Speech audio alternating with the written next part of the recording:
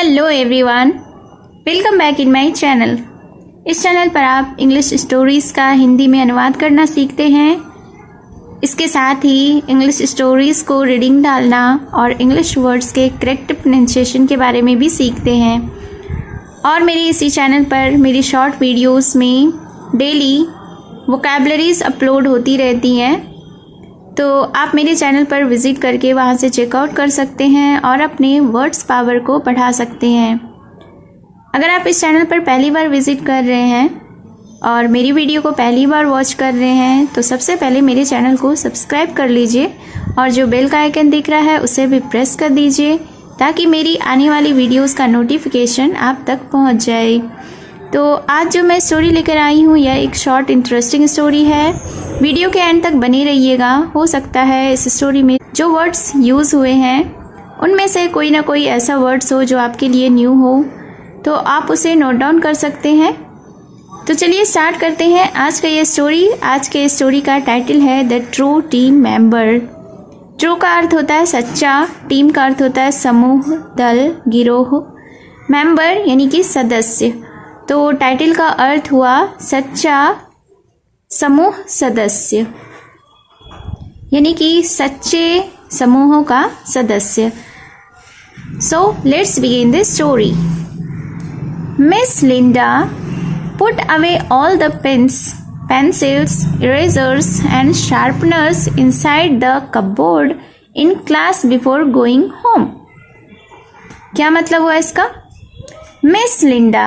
Miss Linda ने put away all the pens यानी कि रख दिए सारे पेन्स को, पेंसिल्स यानी पेंसिलों को, इरेजर्स यानी कि रबर को, एंड शार्पनर्स यानी कि शार्प करने वाली जो चीज़ होती है जिसे आम भाषा में कटर भी कहते हैं। सो शार्पनर को भी रख दिया। कहाँ रख दिया? इनसाइड द कपबोर्ड यानी कि अलमारी के अंदर, इन द क्लास जो कि कक्षा के अंदर था, बिफोर गोइंग होम घर जाने के पहले।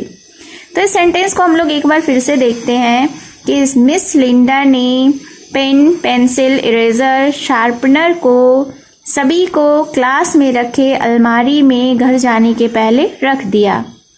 Once night fell, all the articles would come alive and there was quite a racket inside the cupboard.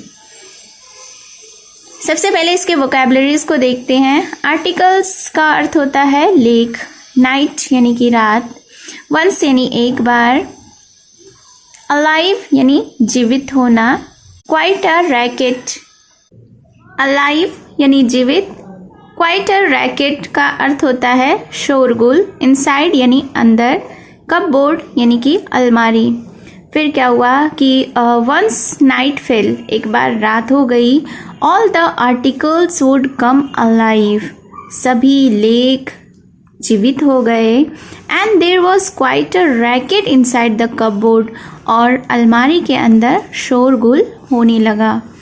The eraser would push everyone, threatening to rub everyone out. फिर क्या होता है कि जो रबड़ था would push everyone वह सभी को धक्का दे रहा था, threatening to rub everyone out और सभी को बाहर निकाल देने की धमकी दे रहा था। threatening का अर्थ होता है धमकी देना, rub यानी कि बाहर। So the sharpeners fought back saying they would take shavings out of the erasers. उसके बाद क्या हुआ कि शार्पनरों ने जवाबी हमला किया यह कहते हुए कि वे रबड़ से छीलन निकाल लेंगे। You will vanish, they said. उन्होंने कहा कि तुम मिट जाओगे। vanish यानी कि मिट जाना, ख़त्म हो जाना। You all are so uncivilized, said a pen, looking down at these silly creatures. उसके बाद क्या होता है कि पेन ने कहा कि तुम सभी असभ्य, अनसिविलाइज्ड को असभ्य कहते हैं, तो तुम सभी असभ्य हो। और वह पेन नीचे मूर्ख प्राणियों को देखते हुए कहा। सिली यानी कि मूर्ख, क्रिएचर्स यानी प्राणियाँ। I don't need to use a sharpener or an eraser, but the pencil does, said the eraser. उसके बाद इरेजर ने कहा इरेज़र यानी कि रबड़ ने क्या कहा कि I don't need to use a sharpener और एन इरेज़र, यानी कि मुझे शार्पनर यानी धार करने वाले और इरेज़र यानी कि रबड़ की ज़रूरत नहीं है। बट द पेंसिल डज, लेकिन पेंसिल को ज़रूरत है। That's right said the pencil, और पेंसिल ने कहा कि हाँ यह सत्य है। I need all of you, मुझे तुम सभी की ज़रूरत है। नीड का अर्थ होता है ज़रूरत। I may say something wrong, so the eraser must wipe it out so that I can write correctly. उसके बाद आगे पेंसिल ने क्या कहा? सबसे पहले तो उसने कहा कि मुझे यह सत्य है कि मुझे तुम सबकी ज़रूरत है।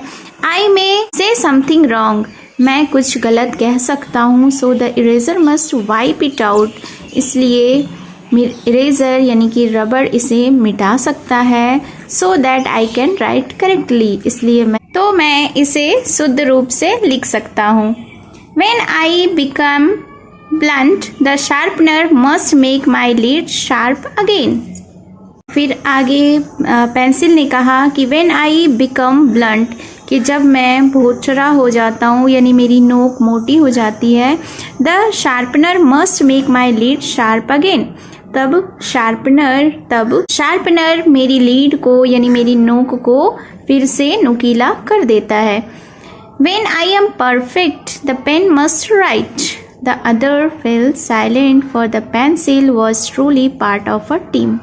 उसके आगे क्या हुआ कि उसने कहा When I am perfect, जब मैं उत्तम होता हूँ, the pen must write, तब पेन लिख सकता है।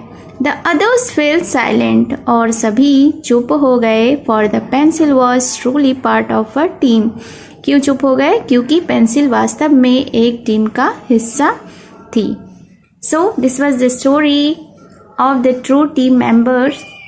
आपको ये स्टोरी कैसी लगी कमेंट में ज़रूर बताएं। तो मिलती हूँ मैं फिर से एक न्यू इंटरेस्टिंग स्टोरी के साथ। Till then take care and bye bye.